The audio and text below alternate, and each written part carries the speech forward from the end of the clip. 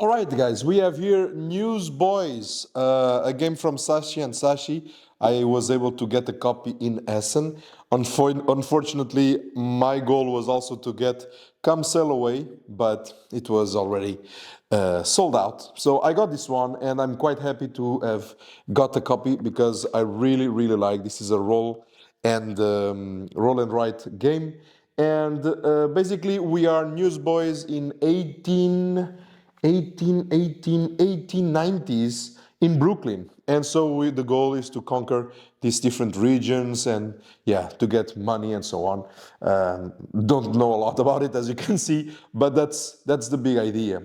Basically, the game has 5 phases, if we can say it like that, but actually 2 of them are one of them is the end game, and the other one is it only happens when we have a certain condition. So basically we have 3 phases. The first one is to reveal icon card. Okay, so we'll reveal a new icon card. So in this case we have yellow, question mark, and red. It means that on top of these icons, with the rolls that we get, if we would roll, like for example, 2 reds, it means that we could scratch, like we could do a cross in 3 reds here on the map. So that's the whole idea. The phase 2 is to roll the dices, so we can roll like this. So actually I got a good roll here. I got 1, 2 red and 3 yellows. And I'm going to roll. We are doing a simulation of 2-player game, okay, so that's why. Here I get 3 question marks. Maybe I'll roll this one to see what happens. And we have a green. Okay, so that is the second phase, to roll the dice. And the phase 3 is to go in the maps, in boards. So this is player 1, player 2, and mark the region that we want. So for example, here, based on my rolls, I could mark 3 yellows or 2 reds. So I always need to start next to a marked area already. So we are both forced to start in this X in the middle. The boards are all asymmetric in terms of colors. In terms of structure, they're all the same. It's just the colors that change. Maybe I would have liked another version where I could play with asymmetric in terms of colors and of placing, but well, that's okay. So here, if I start with this player, I have 3 yellows, so I might want to come here. And as you can see, I leave this icon to the end because this icon is the last one to be marked. The icons with the buildings sorry, are the last hexagons to be marked in these different areas. And now I did my crosses with this first player. With the second player, I'm going for the question marks. What are the question marks? The question marks, I can use any color that is not present here on the table. So if we ignore the dices of the other player, we have red, yellow, and green, which means I could use the question marks for brown and blue. I have 3, so that is kind of perfect because I can use for this one. I already did the cross for 2, and now I can cross the building. When you cross a building, you will always do a circle around this building, around the color of the building. So you will, at the end of the game, you will have bonuses for lines and also for columns. And since I did 1, 2, 3, and I filled in 1, 2, 3. They call it as a perfect match, so it's kind of a referral. They mention in the rule book as a referral, and it means that I can do a referral. I can choose what I do, and when you have a referral, you can choose between different things. So you can mark any space linked to a cross on the map, or you can come here to the strike gauge, they call it like that, and mark 1 cross. And what is nice about this is that if you do a referral, you complete an area, because you mark once, you can do another referral in another, and you can do a chain reaction of referrals. But in this case, it's only 3, and that's it.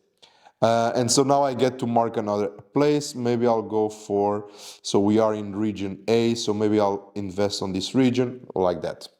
Okay, we don't go for phase 4 because nobody got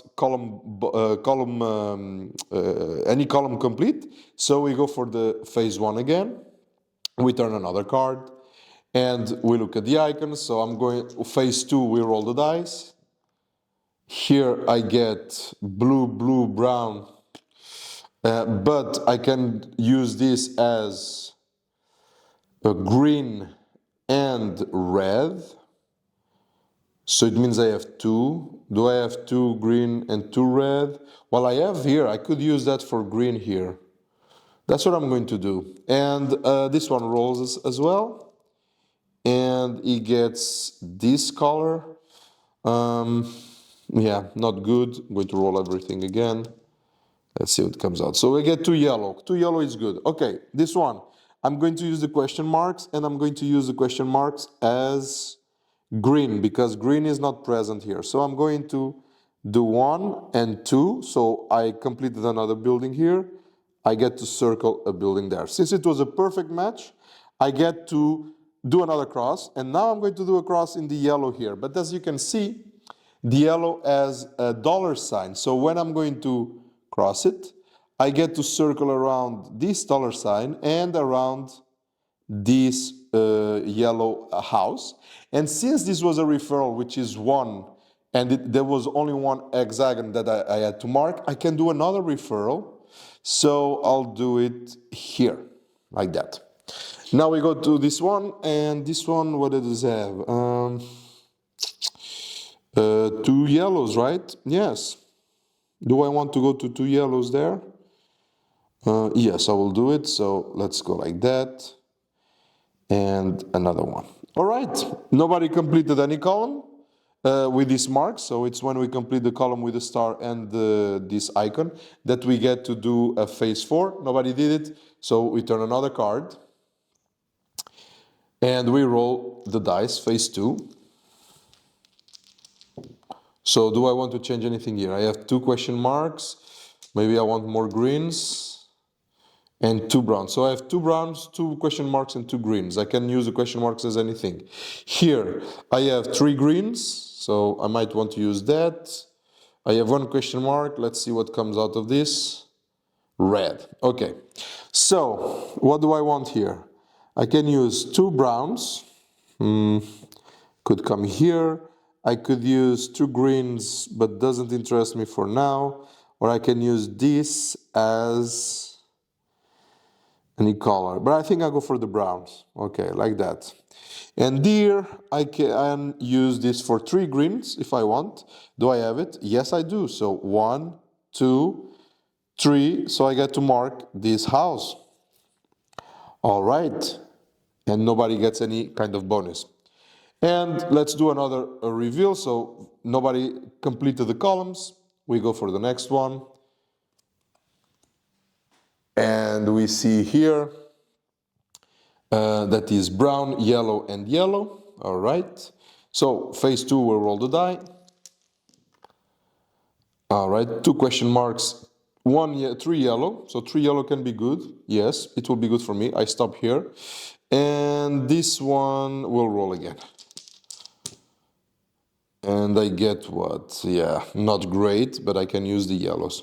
Okay, so let's go to this one. 3 yellows. 1, 2, 3. I get another yellow house, as you can see here. And since it was a perfect, so it was 1, 2, 3, 1, 2, 3, I get to do a referral. So I come here. I get to circle around the brown. I get to mark $1. And since this is another referral that I can do, I come and mark here. Done. Now we get to this player. He has 2 yellows or 2 question marks that he can use as blue, brown, and green. No, not brown, because brown is here. So blue and green. He can use blue and green. Yes, I could almost. But I'll use for green then. 1, 2, done. And that is it for the way of that the cards work, guys. I think you guys understood. You get some bonuses here and there. So if we will get to a situation at some point in the game, we get to a situation like this. Okay, so where a first player marks the first two columns completely. Up until there, we were doing phase 1, phase 2, phase 3. Okay, so we were doing reveal a card, roll the dice, mark. Reveal a card, roll the dice, mark. Now, when we get this full column, this first one, we get for the phase 4, which is to collect the bonuses. Okay, we are going to report our bonuses. So the first player will mark this one as his own bonus, but the other players, if they didn't score in this round, they will have to scratch that on, and they will be able to score the lower amount of points afterwards. Besides that, you also, so you get it's the payday, okay? So it means that if we get here into a situation like this, and we have something like this, you get here a payday of $5, and here you are on position 1 of the strike. So that at the end of the game also will score points.